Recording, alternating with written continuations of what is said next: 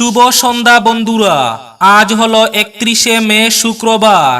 আজকের সন্ধ্যার বিশেষ বিশেষ খবরগুলি হলো: বৃষ্টি থেমে যাওয়ায় জল কমছে বরাকের, করিমগঞ্জে দ্রুত বাড়ছে লঙ্গাই নদীর জল, কমছে কুশিয়ারা এবং সিংলা নদীর জল। বরাক সহ উপনদীগুলোর জল কমলেও শিলচর শহরে প্লাবিত হচ্ছে বহু এলাকা। গোবিন্দপুর, আলগাপুর ও ডুংরিপাড় জলের তলায়, হাহাকার করছেন মানুষ। বিভিন্ন স্কুল কলেজে আশ্রয় নিচ্ছেন শিলচরের বন্যার্তরা, বেশ কিছু এলাকা জলমগ্ন। আজ এক মর্মান্তিক ঘটনা।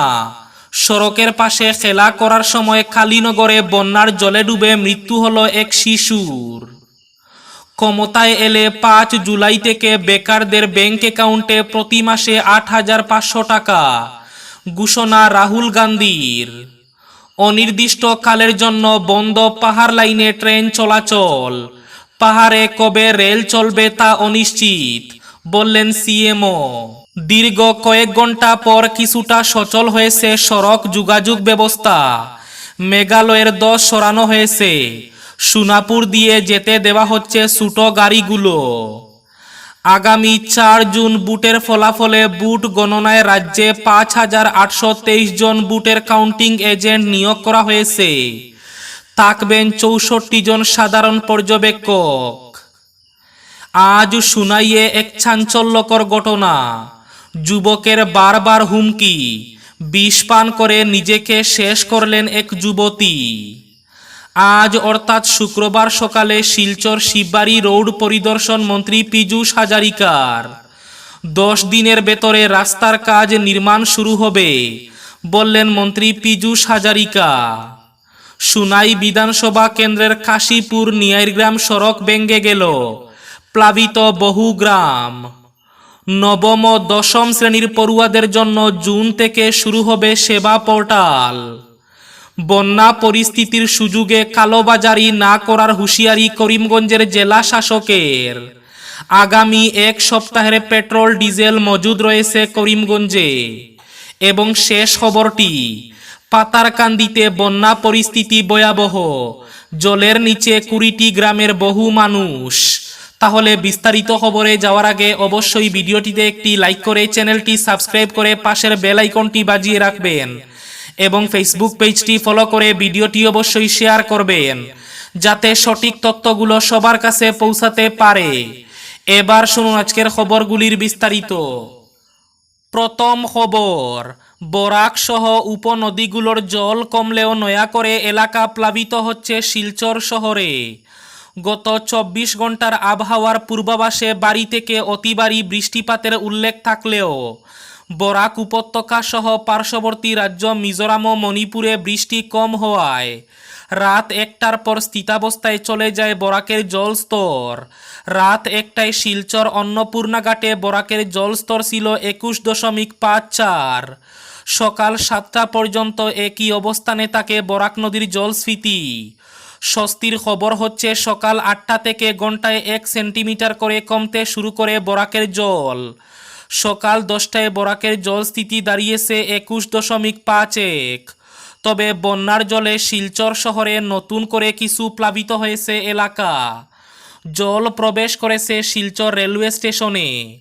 Railway recreation club, senior section engineer office সহ বেশ কয়েকটি স্টাফ কোয়ার্টারে জল প্রবেশ করেছে।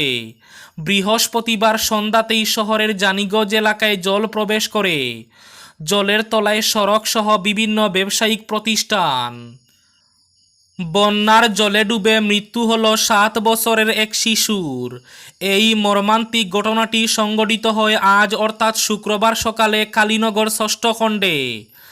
ধ্রুবজিৎ দাস নামের শিশুটি অন্যান্যদের সঙ্গে সড়কের পাশে খেলছিল। দুর্ভাগ্যবশত শিশুটি প্রবল বেগে জলের স্রোতের কারণে ভেসে যায়। মুহূর্তে ধ্রুবজিৎ নদীর বন্যার জলে তলিয়ে যায়।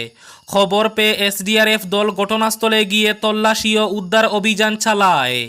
কিছুক্ষণ পর দল শিশুটিকে মৃত অবস্থায় খুঁজে পায়। এসডিআরএফ বাহিনী এবং পরিবারের লোকরা উদ্ধার করে নিয়ে আসেন। এসডিআরএফ মৃত শিশুটি পুলিশের কাছে সমঝে দেয়। দীর্ঘ কয়েক ঘন্টা পর অবশেষে ছোটো গাড়ি যেতে দেওয়া হচ্ছে সোনাপুর দিয়ে। যুদ্ধকালীন তৎপরতায় মেঘালয়ের 10 সরানো হয়েছে। দীর্ঘ কয়েক ঘন্টার পর কিছুটা সচল হয়েছে সড়ক যোগাযোগ ব্যবস্থা। মেঘালয়ের সঙ্গে বরাক উপত্যকার যোগাযোগ স্থাপন সম্ভব হয়েছে। ছোটো গাড়ি যেতে দেওয়া হচ্ছে সোনাপুর এলাকা দিয়ে। কাশীপুর নিয়াইগ্রাম সড়ক ভেঙে গেল, প্লাবিত বহু গ্রাম। সুনাই বিধানসভা কেন্দ্রের এলাকার বাদ্রিপাড় জিপির বাদ্রিপাড় পঞ্চম খণ্ড পুরান গ্রাম জামে মসজিদ সংলগ্ন জনবসতি এলাকায় বাঁধ ভেঙে বরাক নদীর জল অবাধে প্রবেশ করছে। বরাক নদীর জল স্থিতিশীল থাকা অবস্থায় আজ অর্থাৎ শুক্রবার সকালে হঠাৎ করে বাঁধটি ভেঙে যায়। এদিকে বরাক নদীর জলে নতুন করে প্লাবিত হচ্ছে নিয়াইগ্রাম, বাগপুর, বাদ্রিপাড়, মাছপাড়া ইত্যাদি গ্রাম।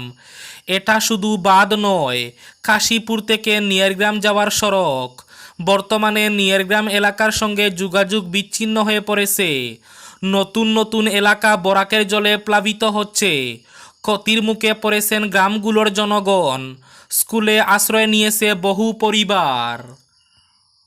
গোবিন্দপুর, আলগাপুর ও ডুংরিপাড় জলের তলায়, হাহাকার মানুষের। বন্যায় ভয়াবহ আকার ধারণ করেছে বাঁশকান্দি উন্নয়ন খণ্ডের অধীন গোবিন্দপুর, আলগাপুর ও ডুংরিপাড় জিপি এলাকায়। বরাক নদীর জলে 2 জিপির প্রায় 90% এলাকা প্লাবিত। সহস্রাধিক ঘরবাড়ি জলের তলায়। স্থানীয় এলপি স্কুলগুলো জলের নিচে। বানবাসীরা আশ্রয় নিয়েছেন নিকটাত্মীয়দের বাড়িতে, কেউ আবার সড়কে। মহিষ নিয়ে চরম বিপাকে পড়েছেন গোবিন্দপুর, আলগাপুর ও ডুংরিপাড় জিপির বন্যাক্রান্তরা। 2 জিপির বন্যা পরিস্থিতি ভয়াবহ। অনেকেই নিজের ঘরের আসবাবপত্র পর্যন্ত রক্ষা করতে পারেননি বলে জানিয়েছেন। একেবারে কৃষি নির্ভর 2 জিপির জনগণের শাকসবজি একেবারে জলের তলায়। জলের উপর মানুষের ঘরের শুধু টিন দেখা যাচ্ছে। অনির্দিষ্টকালের জন্য বন্ধ পাহাড় লাইনে ট্রেন চলাচল। পাহাড়ে কবে রেল চলবে অনিশ্চিত, বললেন সিএমও। লামডিং বদরপুর হিল সেকশনে অনির্দিষ্টকালের জন্য রেল চলাচল বন্ধ হয়ে পড়ল। কবে নাগাদ পাহাড় লাইনে রেল চলাচল শুরু হবে এ নিয়ে দেখা দিয়েছে বিরাট অনিশ্চয়তা। শুকনোর মরশুমে উত্তর পূর্ব সীমান্ত রেল কর্তৃপক্ষ মাহুর থেকে ডিটেক্সরা ডাইভারশন অংশে আগাম সতর্কতামূলক ব্যবস্থা বা দোষ প্রতিরোধে ব্যবস্থা না নেওয়ায় মুহুর্মুহু এই বিপর্যয় ঘটেছে। গত 26 মে পাহাড় লাইনের জাটিঙ্গা লামপুরের কাছে যে ঘটনা সংঘটিত হয়েছিল, তা থেকেও রেল কর্তৃপক্ষ যে শিক্ষা নেয়নি তার প্রমাণ এই বিপর্যয়। ক্ষমতায় এলে 5 জুলাই থেকে বেকারদের ব্যাংক অ্যাকাউন্টে প্রতি মাসে 8,500 টাকা। রাহুল গান্ধীর ঘোষণা, 4 জুন ভোটের ফলের পরে ইন্ডিয়া জোট সরকারে এলে আগামী 5 জুলাই থেকে গরিব মহিলা বেকার যুবকদের ব্যাংক অ্যাকাউন্টে প্রতি মাসে 8,500 টাকা করে ঢুকতে শুরু করবে।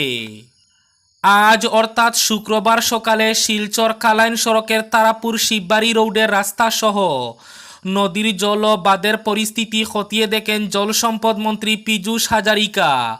পরিদর্শনকালে সাংবাদিকদের মুখোমুখি হয়ে বলেন, আগামী 10 দিনের ভেতরে এই রাস্তাটির নির্মাণের কাজ শুরু হয়ে যাবে।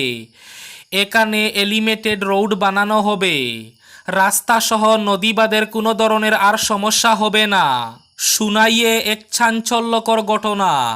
বাড়িতে এসে নিজেকে শেষ করবে, না হয় গুলি করবে, এমন হুমকির পর নিজেকে শেষ করার পথ বেছে নিলেন এক যুবতী। এই মর্মান্তিক ও হৃদয় বিদারক ঘটনাটি ঘটেছে সুনাইয়ের দনেহরি এলাকায়।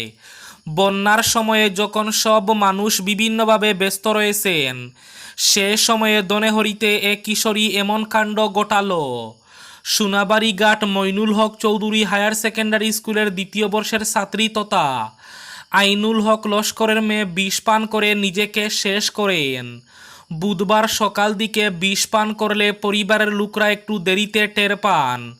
এরপর তাকে তড়িঘড়ি শিলচর মেডিকেল কলেজ হাসপাতালে নিয়ে যান এবং আইসিইউতে ভর্তি করা হয়।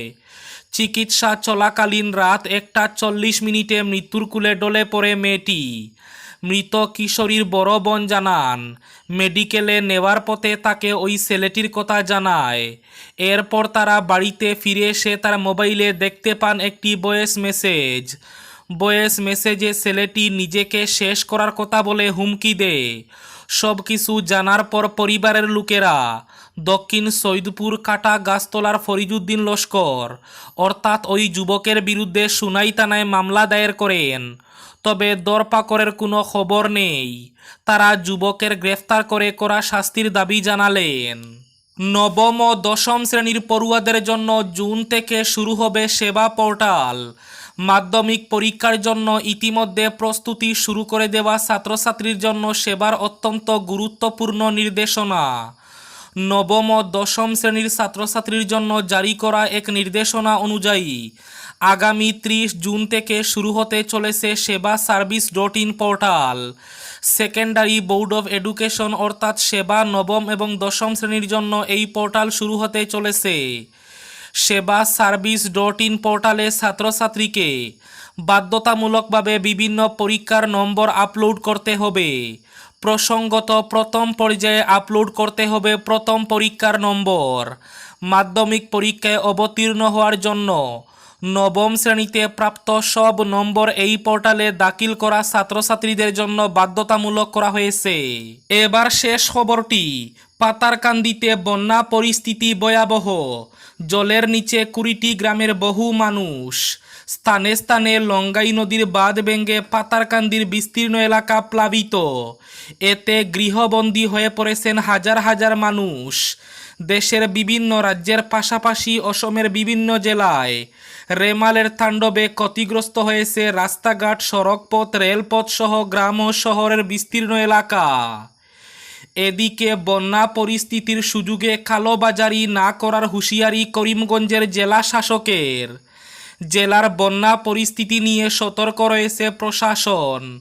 আগামী এক সপ্তাহের পেট্রোল ডিজেল মজুদ রয়েছে। তাছাড়া প্রায় 40 দিনের চাল প্রশাসনের হাতে রয়েছে।